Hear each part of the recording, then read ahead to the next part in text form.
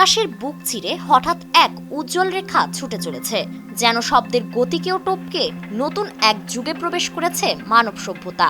এতদিন যা ছিল কল্পবিজ্ঞানের জগতে, আজ তা বাস্তব। এই বিস্ময়ের নাম চীনের ফেথিয়ান 2। এটি শুধু একটি হাইপারসনিক বিমান নয়, বরং আধুনিক যুদ্ধ কৌশলের দিগন্তে চীনের নতুন উপস্থিতি।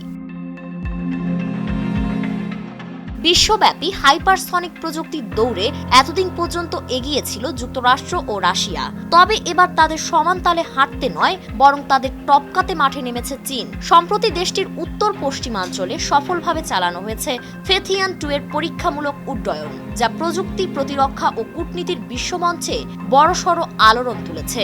ভারতের প্রতিরক্ষা বিশেষজ্ঞরা যেমন এটিকে ক্যারিয়ার কিলার হিসেবে বিবেচনা করছেন, তেমনি যুক্তরাষ্ট্রের পর্যবেক্ষকদের মতে এটি এক সরাসরি কৌশলগত হুমকি। কারণ চীন এখন শুধু শব্দের গতিকে পেছনে ফেলেনি, বরং ভবিষ্যতের যুদ্ধ প্রস্তুতির পরবর্তী ধাপে পৌঁছে গেছে। বিবিসি ও এনডিটিভির তথ্য অনুযায়ী এই বিমানটি তৈরি করেছে চীনের নর্থ ওয়েস্টার্ন পলিটেকনিক্যাল ইউনিভার্সিটি। এটি এমন একটি হাইপারসনিক এয়ারক্রাফট যার গতি মার্ক 4 থেকে মার্ক 16 পর্যন্ত পৌঁছাতে পারে।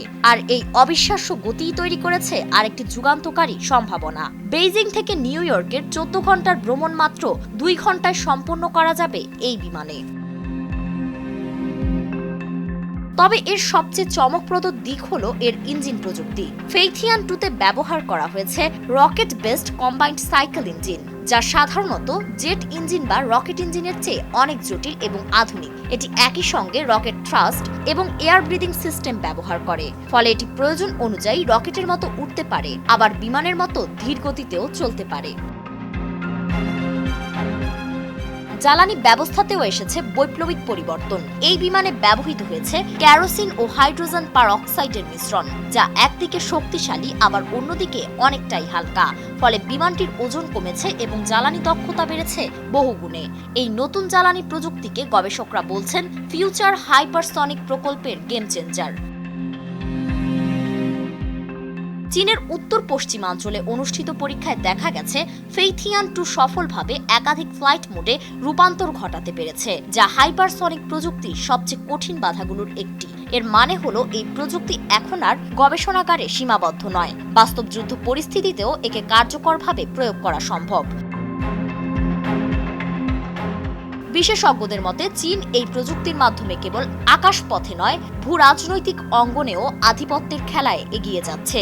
ভারতের সামরিক পর্যবেক্ষকরা মনে করছেন এই বিমানের মাধ্যমে চীন পারমাণবিক অস্ত্র পরিবহন, শত্রুপক্ষের বিমানবাহী রণতরী ধ্বংস এবং দূরপাল্লার কৌশলগত আক্রমণে সক্ষমতা অর্জন করেছে।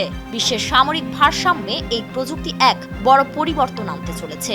দক্ষিণ চীন সাগর থেকে ভারত মহাসাগর পর্যন্ত চীন যেভাবে আধিপত্য বিস্তার করছে, সেখানে ফেথিয়ান 2 হয়ে উঠতে পারে একটি অত্যন্ত গুরুত্বপূর্ণ হাতিয়ার। আর এটি চীনের ফিউচার ওয়ারফেয়ারে প্রবেশের আনুষ্ঠানিক যাত্রা। ফারিন রহমান প্রীতি, নয়া দিগন্ত।